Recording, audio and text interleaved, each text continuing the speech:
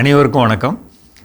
சமீப காலமாக நம்மளுடைய நேயர்கள் கேட்குற இன்னொரு முக்கியமான கேள்வி என்னென்னா, சென்னை மாதிரியான நகர்ப்பகுதிகள்லேயும் சரி, பல்வேறு தோட்டங்கள்லேயும் சரி, மாம்பழம் அறுவடை முடிஞ்சதுக்கப்புறம் நான் வீட்டுக்கு கொண்டுட்டு வந்து காயாக கொண்டுட்டு வந்தேன்.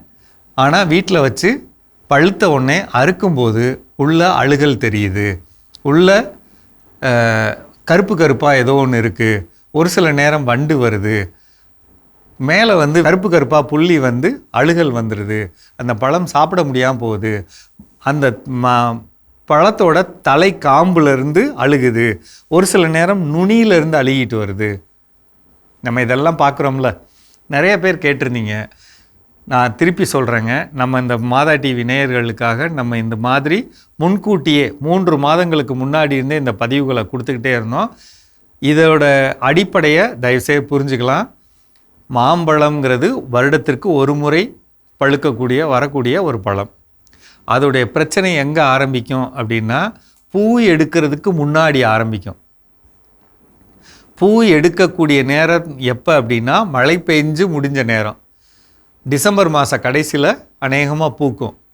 அந்த நேரத்தில் மழை பெஞ்சு முடிஞ்சப்ப அந்த ஈரத்தாலையும், காற்றில் இருக்கக்கூடிய அந்த நேரம் பனி நேரம், ஈரப்பதத்தாலையும் அழுகல் கிருமிகள் காற்றின் மூலமாக வந்து செடியில் படியும். அது இலையில் உட்காந்துருக்கும். மரத்தோட மண்ணிலிருந்து மரத்தோட உடம்பு வழியாக, கிளை வழியாக அந்த பூ வரக்கூடிய இடத்துக்கும் போகும், காற்றின் மூலமும் வரும். ஆகக்கூடி பூஞ்சை தொற்று நமக்கு வரும். இது எப்படி தெரியும்? இலையில் பார்த்திங்கன்னா வெள்ளையாக படிஞ்சிருக்கும், அல்லது மரத்தோட உடம்பை பார்த்திங்கன்னா கருப்பு திட்டாக இருக்கும். இதை தான் நம்ம அந்த டைமில் சொல்லியிருந்தோம். இந்த மாதிரியான பிரச்சனைகள் உங்களுக்கு இருந்ததுன்னா, இது வந்து நிறைய பேர் கேட்குறீங்க, நான் எங்கள் வீட்டோட கழிவு தண்ணீர் போய் ஒரு இடத்துல நிற்கிது, அதனால் வந்ததா, அல்லது இங்கே தண்ணியே இல்லை எங்களுக்கும் வந்திருக்கு, இந்த மாதிரியான பிரச்சனை வருது அப்படின்னு சொன்னால், பூஞ்சை தொற்று அப்படிங்கிற அழுகல் வந்து தரை வழியாகவும் வரும், ஈரத்தாலையும் வரும், காற்றில் இருக்க தூசி வழியாக படிஞ்சு அதன் மூலமும் வரும். இதற்கு நம்ம என்ன செய்யணும்? 2 காரியம் செய்யணும்.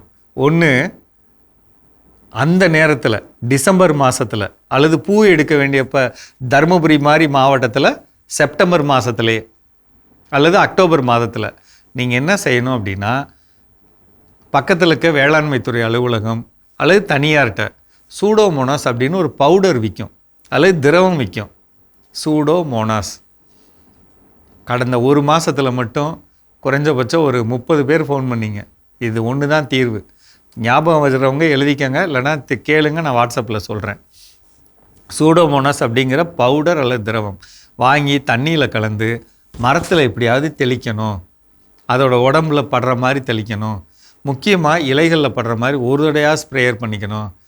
இல்லைங்க எனக்கு பண்ண வாய்ப்பே இல்லை அப்படின்னா, மரத்தை சுற்றி ஈரமாக இருக்கிறப்ப அல்லது ஈரப்படுத்திட்டு வாளி தண்ணியை கிழக்கு மேற்கு வடக்கு தெற்கு அப்படி ஊற்றிட்டு தரைவெளியில் ஒரு திசைக்கு 100 கிராம் அல்லது 50 மில்லி வாளியில் கலந்து ஊற்றி விட்டுறணுங்க.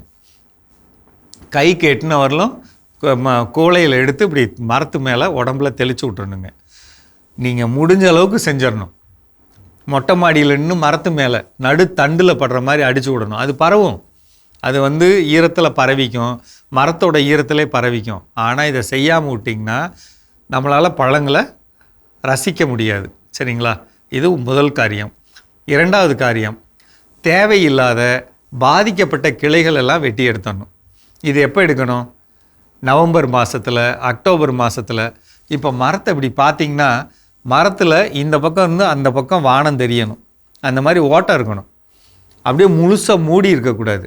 அளவுக்கு அதிகமான இலை இருந்ததுன்னா அதோடைய குளுமையிலேயே நமக்கு பூஞ்சை தொற்று பெருகும். வர்றதை விட பெருகும். 10 இருக்குது அப்படின்னா 100 1000 பெருகும். அதனால் தயவுசெய்து இந்த பூஞ்சை தொற்றை நிறுத்துறது தான் பழங்கள் சாப்பிடக்கூடிய முதல் செய்தி.